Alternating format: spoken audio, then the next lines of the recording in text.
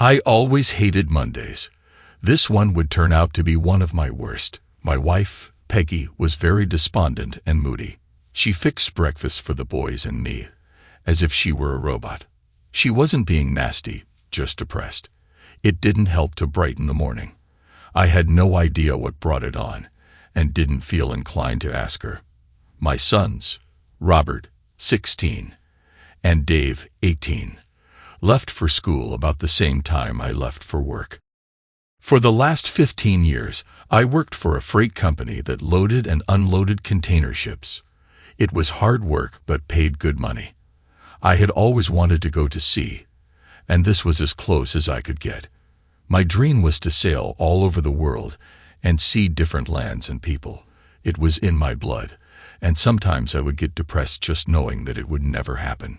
Home and family seemed to take precedence. I was happy with my home life. I had 2 great sons and a loving wife whom I adored. Unfortunately, it was Monday. The part I hated most about my work was some of the people I worked with. Colin Farrell was the most obnoxious guy in the world, and he had 3 buddies always hanging around: Bob Timbers, Ray Collins, and Freddie Springer. The 5 of us went to high school together. I didn't like them then, and I didn't like them now. "Hey Grady, missed you at the party Saturday night." It seemed like Colin was going to start something early today. There was a company party Saturday night, but the boys and I had to go to Chester to help my father move out of his house. My mother died 6 months ago, and Dad decided to move into something smaller. Peggy was disappointed, so I told her to go to the party without us. When we got back Sunday night, I asked her how the party was, and she just said, "Okay." I just glared at Colin and didn't say anything. "We're sorry you couldn't make it, Grady, but thanks for letting your wife come. She made the whole evening worthwhile." I found myself clenching my fists as I listened to his group of hyenas giggling like girls. They seemed to be having a private joke at my expense. As I started to walk away, Colin followed and continued his taunting. "She sure has developed into a fine piece since high school, Grady. You are one lucky guy to have that to come home to every night." I could see that it was going to be a long day. The veins in my forehead started popping, and I could feel the tendons in my neck tightening. All my life, I had to fight to control my temper. Again, I tried to walk away. I turned to face the group, and Colin flipped something towards me. It was red, it was soft, and it was a pair of panties. Peggy forgot these Saturday. She might need them to go with that red bra she was wearing. The entire group broke out laughing. I stood looking at them without raising my head. The red silk fell onto the concrete loading platform at my feet. I made no effort to pick it up. I suddenly realized that I had stopped breathing and felt my stomach muscles tensing. I was becoming a coiled spring of fury, ready to unwind. I could take any one of them with no problem, but all of them at once might be difficult. At this point, I didn't care. I started to move toward my tormentors when a huge hand grabbed my shoulder. Josh Hamilton, the dock foreman, looked me in the eye and simply nodded his head toward the main office. Nothing was said. I glared at the group with a hatred they had never seen before and followed Josh up the stairs. For some reason, all of them stopped laughing and got worried looks on their faces. Josh went into Henry Clark's office, and I sat down across from Henry's secretary, Sally.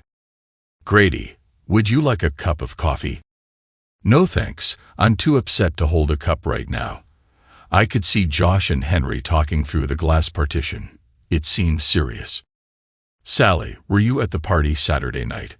She simply nodded yes. "Can you tell me what the hell happened? I have no idea what is going on." Peggy didn't say anything, and I don't know what to do. "I shouldn't say anything, Grady.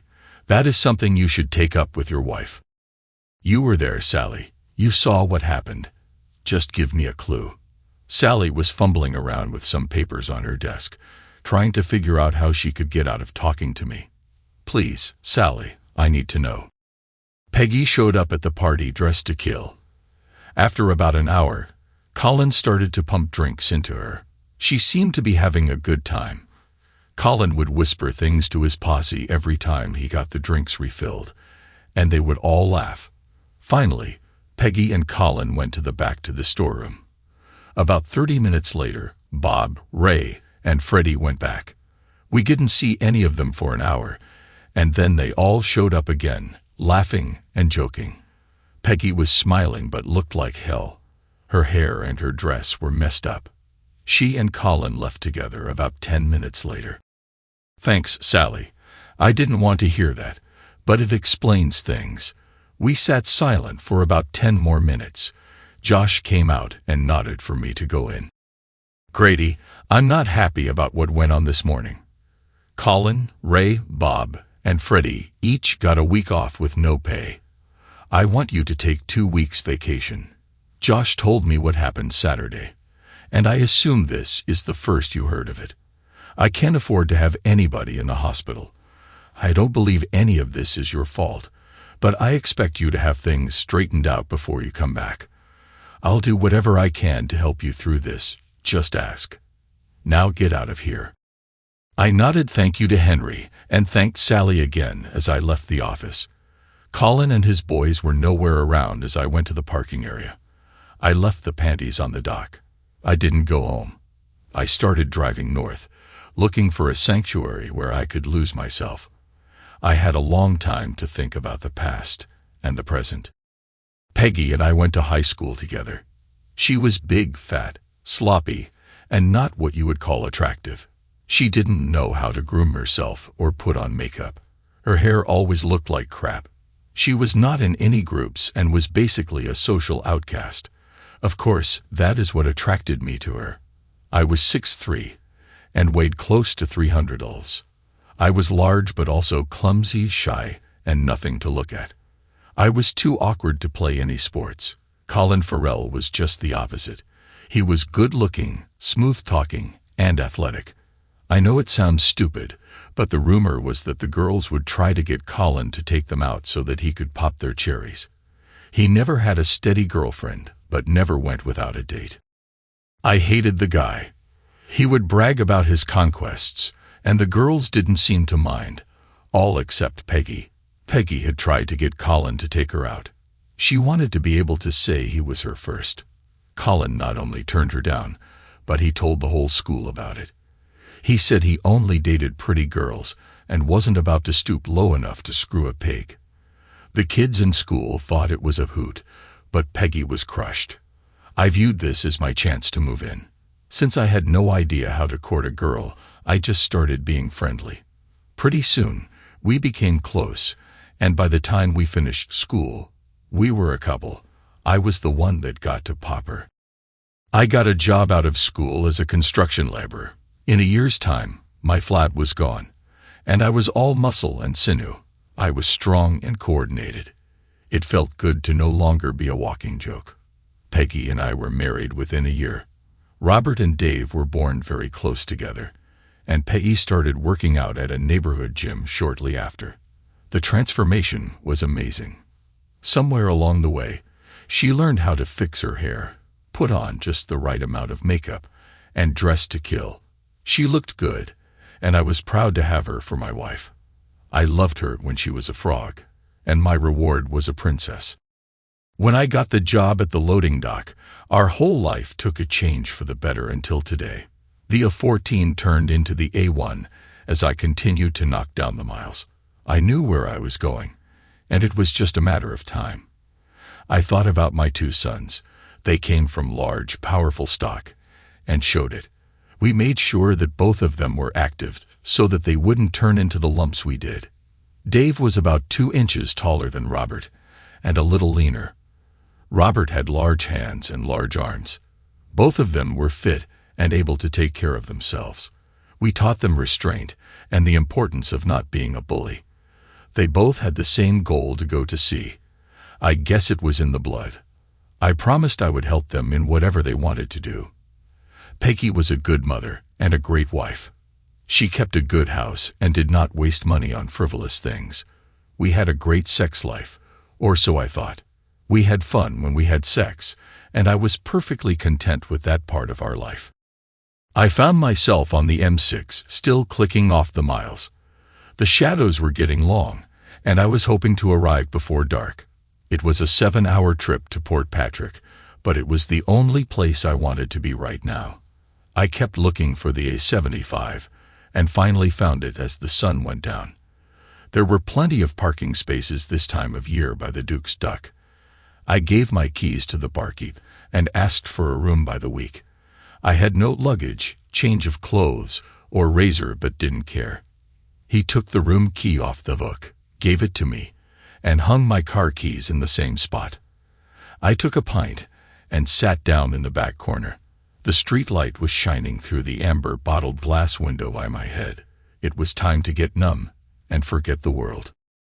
I would find myself waking up in my room late in the mornings. I vaguely remembered how I got there. Usually, one of the local regulars would help me up the stairs and drop me on top of the bed. I never did get under the sheets. I splashed some water on my face and a couple of times took a shower. I had to put the same clothes back on, so the shower didn't really help much odor-wise. I was getting a fierce-looking beard. I had never let my facial hair grow, and it was a little unnerving to see it in the condition I was in. Every couple of days, they ran my credit card through it to keep the tab up to date. I had been wallowing in self-pity for a long while, and I was starting to get sick of it. I was sitting, glassy-eyed, staring at the dartboard for the 1,000th time when 2 uniforms walked in. I watched them without looking at them. They talked to the barkeep a while, and he nodded in my direction. He also pointed to my keys on the wall behind him. I assumed they were looking for me. I was amazed at my own intelligence. They didn't even try to talk to me. They just pumped coffee into me for the next 2 hours. Grady Baxter, do you think you can talk to us? Did I do something wrong? We just need to talk. Are you up to it? Can we go outside? The sun was shining, but everything was wet. The cobbles on the street in front of the pub were slick, and I took my time walking across to the seawall. The whole street was on a slope, and I still felt a little tipsy. The cool air was marvelous as it filled my lungs. I don't smoke, but the air inside was so thick the results were the same. I leaned over the granite seawall and threw up. It was mostly liquid because I hadn't eaten much solid food the last few days. My head started to clear, and so did my eyes. My 2 companions waited patiently while I got myself together. I was starting to feel obligated for putting them to so much trouble. The bench I sat on was wet, but I didn't care. What can I help you with, gentlemen? First of all, we were trying to find you since you were missing for 10 days. Second, we are trying to locate Colin Farrell, and we're hoping you could help us. Well, you found me, so that part is solved. I haven't seen Colin Farrell since the day I arrived here. I believe the barkeep has already informed you that I have not left the inn since I checked in. I have no idea where Colin is, but I think I will be looking for him when I get home. I chatted with them for about another hour. They had nothing to charge me with, and after they found me safe, they seemed to only be interested in talking about Colin. They located me through the credit card charges. I'll remember not to make that mistake again if it ever comes up. I went down the hill and bought some fresh clothes and a toothbrush. I decided I would keep the beard a while, even though it looked like crap. After a final shower, I paid my bill and started home. I stopped about 4 times on the way. Twice I got something to eat, but mostly I was just trying to delay my arrival. There was nothing pleasant or enjoyable waiting for me at home. I did want to see my boys, though. She was sitting on the couch. There was only one light on in the living room. She watched me with her hands on her lap, afraid to move. It looked as if she had been crying, but it was hard to be sure in the dim light. I went to get a beer, but the thought of it made me a little nauseous, so I grabbed a Coke instead. I sat in the recliner across from her and waited for her to say something. The boys are staying with friends for the night. It was my idea so that we would have some private time to talk. Why didn't you tell me about it before I found out?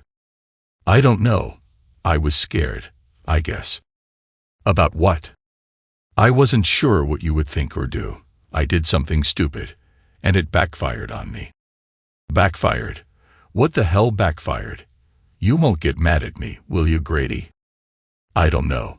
It would probably be better if you told the truth, but we'll have to wait and see. Grady, do you remember what Colin did to me in high school? Yes. I have been wanting to get even with him for that ever since it happened. Saturday night at the party, it seemed like a good time, so I set a trap for him. Doesn't sound like the story I heard. Listen to me, Grady. Like I said, it backfired on me. I dressed up real good, and Colin started to hit on me. I let him think it was working, and he suggested we go back to the storeroom. We kissed a little because I had to do it to set him up. After a while, he was playing with my tits but outside my bra.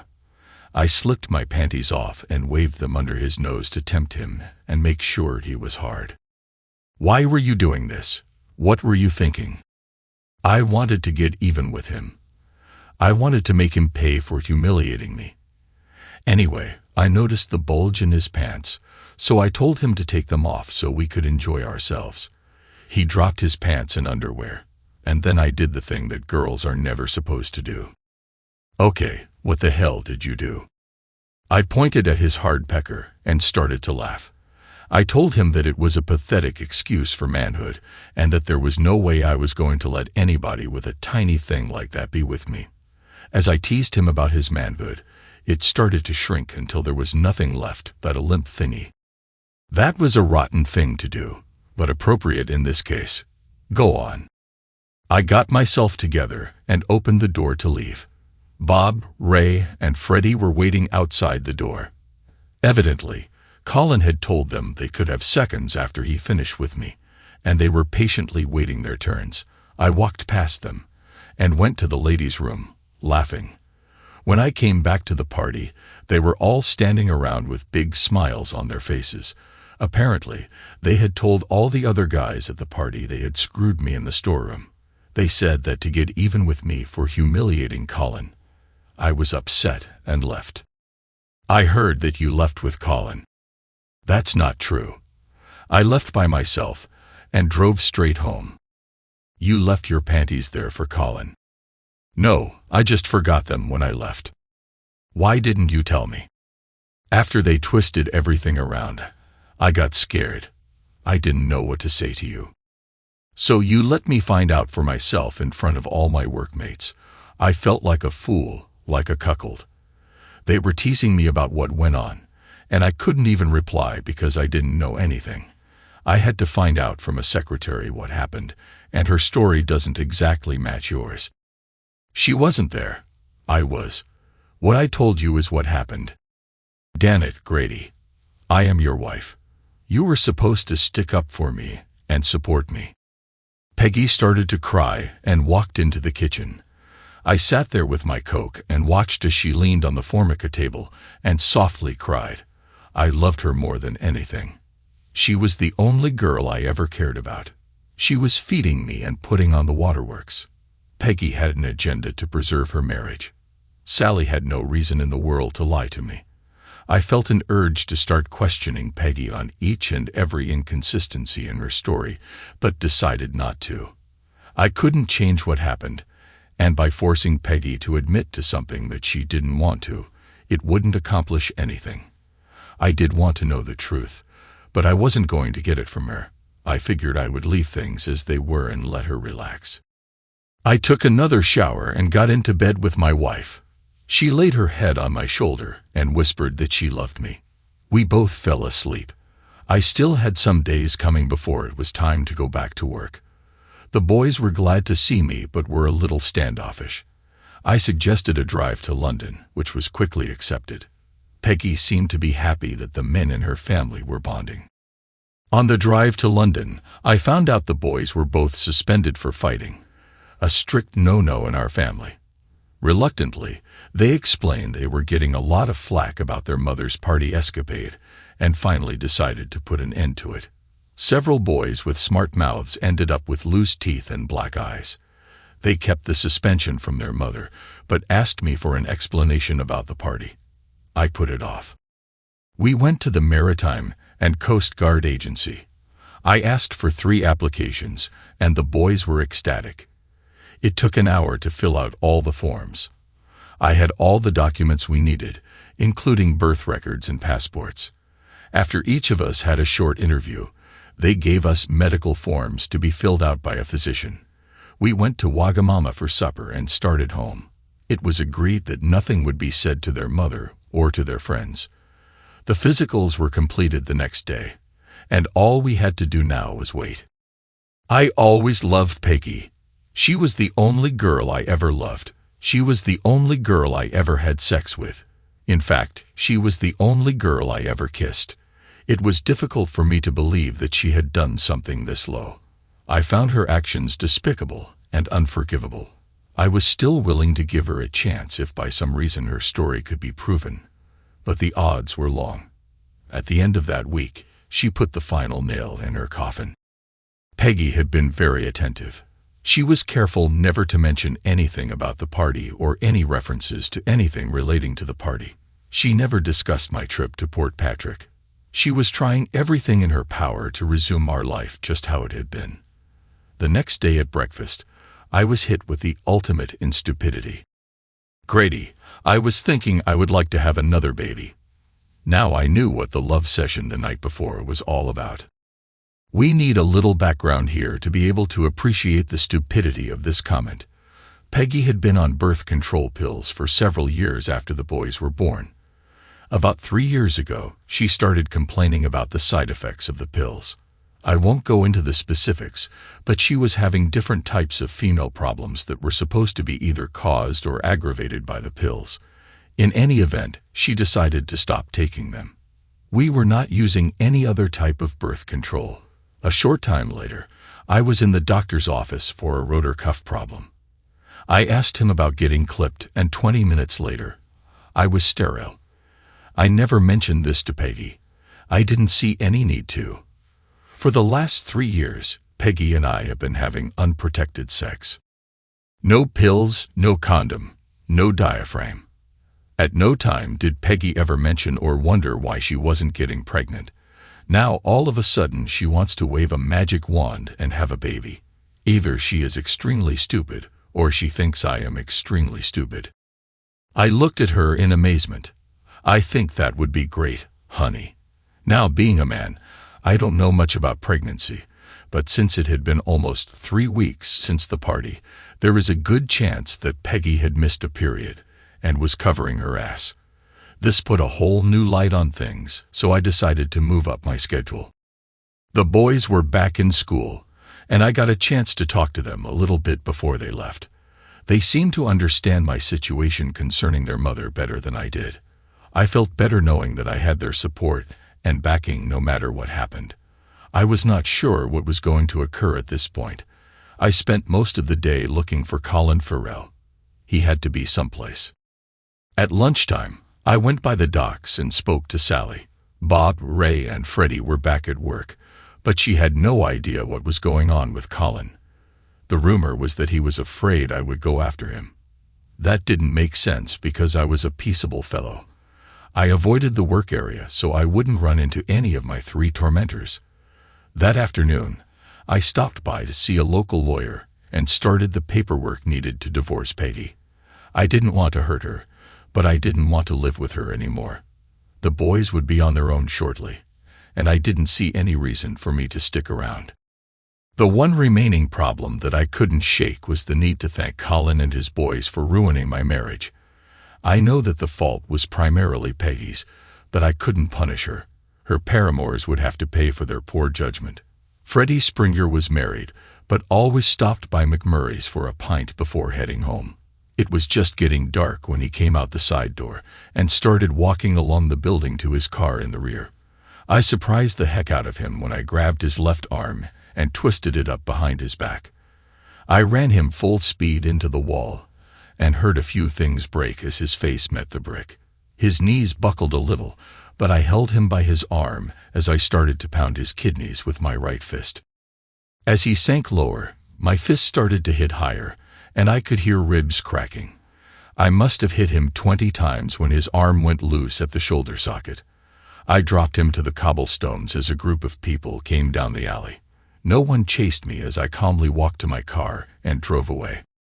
2 hours later, I was sitting in the police station.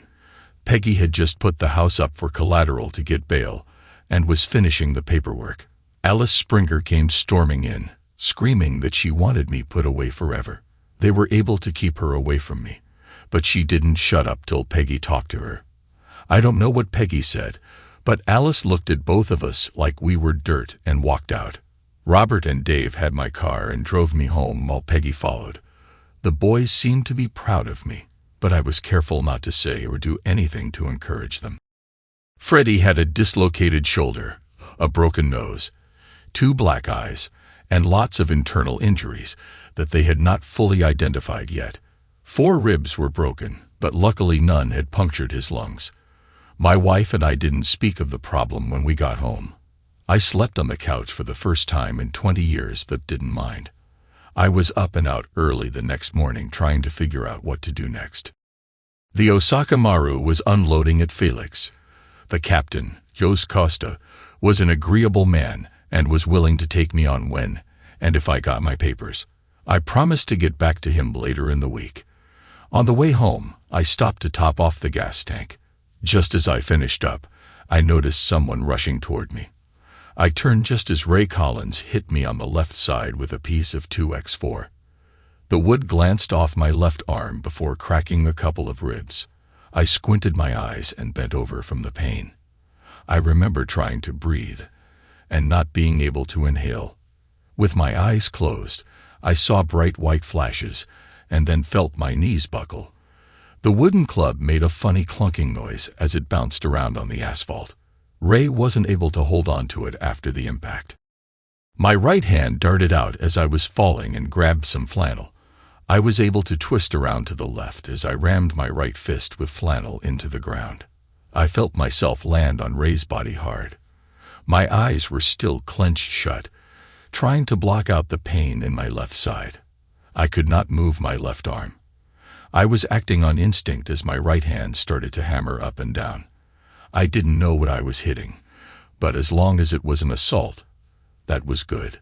Both sides of my body were working independently of each other. As my left side was crunching up for protection, my right side was attacking anything it could find. At first, Ray was squirming under me, trying to get free, but after a few seconds, he was still.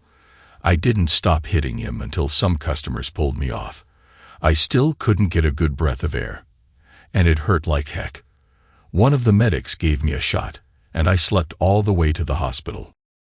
I woke up a few hours later with a sling on my left arm and my body taped tight. I was able to breathe, but with care. Peggy was there and did not look pleased. "Damn it, Grady, what do you think you were doing? You were making a hell of a fuss over that little party problem." "Sorry, honey. I didn't do anything. Why did your boyfriend attack me with a 2x4? And what do you mean by a little party problem? Either I get a better explanation about what went on that Saturday, or I will continue talking to people." "You were not talking. You were hunting them down and thumping them." I gave her a big smile. Why would I want to do something like that? Stop acting like a bully and stop referring to them as my boyfriends. Peggy walked out the door just as the doctor came in. I was more bruised than broken. Ray swung that wood like a little boy. My arm was just sore, and the cracks in my ribs were superficial. The pain and problem I had breathing were just from the impact. Early the next morning, Robert and Dave came and picked me up. They were grinning from ear to ear, and I told them to can it. Ray, on the other hand, was in bad shape. He would be eating through a straw for about a month until his jaw healed, and it would be at least a week until the swelling went down on his face. One errant blow did happen to break his left collarbone. Of course, all the blows were errant, because I had no idea what I was hitting at the time. There were no charges against me because several people testified that Ray attacked me first. I had to call into work and get another week off, this time as sick leave. I talked to Sally for a while, and she told me that Bob Timbers had quit work and his final paycheck was being sent to his brother's house in Aberdeen. They still had no idea where Colin was. Peggy and I were not communicating very well. I was sleeping on the couch every night now. I was able to shed the arm sling pretty quickly, but my ribs were still a little sore. At least I could move and breathe normally. The Osaka Maru was leaving in 4 days. I stopped by to see my lawyer. The divorce papers were ready, so I told him to have them served in 4 days. I was leaving everything with Peggy. She would get the house, but the bonding company would take it when I skipped bail. I could care less. I included a copy of the vasectomy paperwork and a recent sperm count lab report with the divorce papers. I made a few phone calls to some friends in Scotland and spent some time at the gym trying to recover from the 2x4 attack. Henry Clark was not happy to see me leave and agreed to keep my departure quiet as long as he could. I asked him to look out for my boys if necessary. Peggy had stopped going to the gym, and the house was going to pot. The wash was backing up, and the general appearance of the whole place was going downhill. The meals were just thrown together, and the conversation was less than sparkling. I swear it looked like she was putting on weight again. The whole world went on as usual in 4 weeks. The next day, the boys handed me my set of maritime papers. I had never seen them so happy. All 3 of us were ready to go. I told them to wait and finish this year of school before making any decisions. I don't think they were listening to me. I returned to the Osaka Maru and took care of everything I had to. The quartermaster gave me a list of things I had to get prior to sailing. The next morning, I got my gear and checked into my room on board, and then left the ship one last time. Robert had left his Triumph Bonneville 750 parked at the end of the dock. A few minutes later, I was on my way to Aberdeen. An 8-hour trip on a motorcycle is not a pleasure. The Triumph was shaking so hard that you could not read the odometer. The motor ran smoothly, and the weather held, but I was still glad when I arrived. My friends had located Bob Timbers and planned to have him at the 4 Crowns. The men's room at that place was in the back, and you had to exit the building to get to it. I stopped in and looked around just enough to let my buddies know I had arrived. Then I went to the side of the building and waited. The first 2 guys were lowlifes, but then Bob came out. I heard the door lock behind him as he started toward the toilet. I grabbed his right arm like I did Freddy's and shoved his head against the stone wall of the building. As I went down the alleyway, his whole face was scraping along the stone as I walked, and he stumbled. I went about 50 feet and dropped him against the wall. He was half moaning and half crying in pain. By the dim glow from the streetlight, I could see his right eye socket was solid blood. His cheekbone was showing below his eye, and the entire side of his face was one big abrasion. "Don't kill me, Grady. Please don't kill me. I'm sorry. I had no intention of killing him, but I figured there was no point in telling him that. "I'll give you a choice, Bob. Tell me the truth about everything that happened at the party, and I'll let you live. Lie to me, and you die." Okay, I'm hurting, Grady. Talk, damn it, and I'll get you a doctor." When Peggy came into the party without you, Colin got all excited. He started bragging about how he was going to get her loaded and shag her. She did look good, Grady, honest. She was all dressed up and looked like she wanted to have fun. Colin started loading her up with drinks, and he told us that we could have sloppy seconds. We didn't think he could pull it off. After a bit, he took her back to the storeroom, and we followed him. "Are you sure you want to hear this, Grady?" "Yes, keep going." "Okay, but don't hurt me anymore." We could hear Colin and Peggy behind the door going at it. She was moaning and saying dirty stuff like the girls in the porno movies.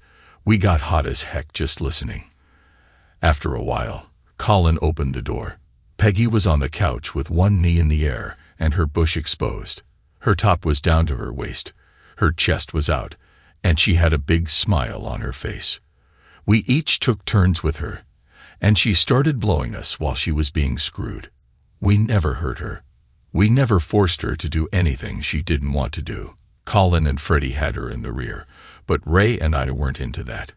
When we got done, we helped her get dressed. She and Colin left together, and I think they stopped someplace before he dropped her off. But I don't know for sure. That's it, Grady. I'm sorry. We didn't hurt her, honest, and we didn't make her do anything she didn't want to do. I just looked at him. Do you know where Colin Farrell is? He just shook his head no. This man was in no position to lie to me. His story was a lot closer to the one Sally told me than to the one Peggy told me. His face looked gross in the yellow light. He was bleeding more, and his jacket was turning a dull black color. Flakes of skin were hanging from his cheek, and the raw meat under it was bright red. I knocked on the locked pub door, shook hands with a couple of old friends, and got on the bike. A few miles down the road, I passed the medical emergency vehicle going to the pub. It was early morning when I parked the Triumph at the spot. I picked it up and boarded the Osaka Maru. Robert would pick up the bike later. My first duty schedule was that night, so I spent the rest of the day resting from my trip. That damn motorcycle beat the heck out of me. I should have taken the car. I woke up several hours later, showered, and got some supper. My supervisor gave me a job description, explained my duties, and left me by myself. It was an entry-level job, and was not that difficult or mind-boggling. My crewmates were less than friendly and not very helpful. They would answer any direct questions I had but offer no help or advice, and none of them seemed interested in establishing any kind of association. I was looking forward to some sort of connection with the rest of the crew, but it looks like it will not be easy. They all seemed to be friendly with each other, but I was not included in the circle. I decided to wait it out. Peggy was now aware that I was gone. She should have been served her divorce papers that morning. I am sure that Bob Timbers had given his whole story to the officials by now. I could see my two demon sons snickering to each other over the current events. My shift ended, and I went to bed. 2 days later, I was summoned to the captain's office in the middle of the day. Captain Costa did not look happy as I stood in front of him. Mr. Baxter, the Royal Navy has requested permission to land a helicopter on the Osaka Maru in order to transport you back to the mainland. I received an extensive wire this morning justifying their request. I will summarize some of the items on the extradition request. If there are any errors, you can explain them. I simply nodded in agreement. They wish to talk to you about the disappearance of a fellow named Colin Farrell. You have charges against you for the beating of a man named Fred Sprinter so badly that he lost one kidney and might lose the other. You forfeited bail on that charge. You have charges against you for the maiming of a fellow named Ray Collins. That was listed as self-defense, but is being changed because of the severity. Finally, on the night you boarded the ship, you beat a man named Bob Timber in Aberdeen so badly that he lost his right eye. I don't know how the heck you could be here in Aberdeen at the same time, and I don't want to know. It says here that all this mayhem was done with your bare hands to avenge a personal affront. Do you have any comments, Mr. Baxter? Sir, I am sorry for any problems I might have caused you.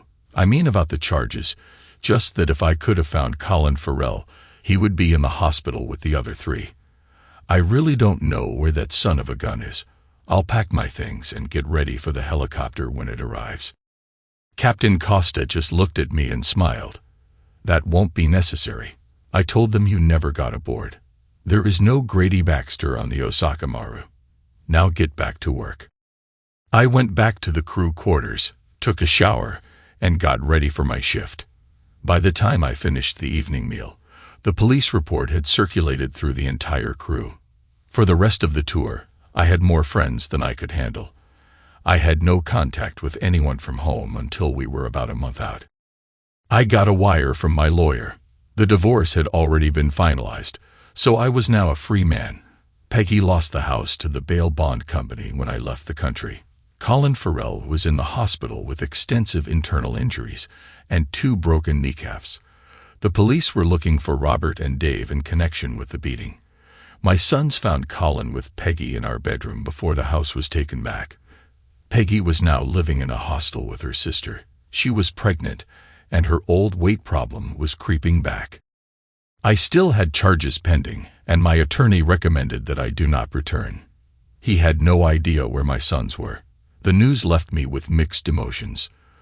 The next day at breakfast, the captain walked past the table and stopped. "I just wanted to let you know that Robert and Dave Baxter are not aboard the Tan Nakamura headed for Cape Town." We both smiled. I always wanted to be a seafaring man. Thanks to everyone who took the time to listen to today's stories. If you enjoyed it, please consider liking and subscribing if you haven't already. Feel free to share your thoughts on the events in the comments below. Take care.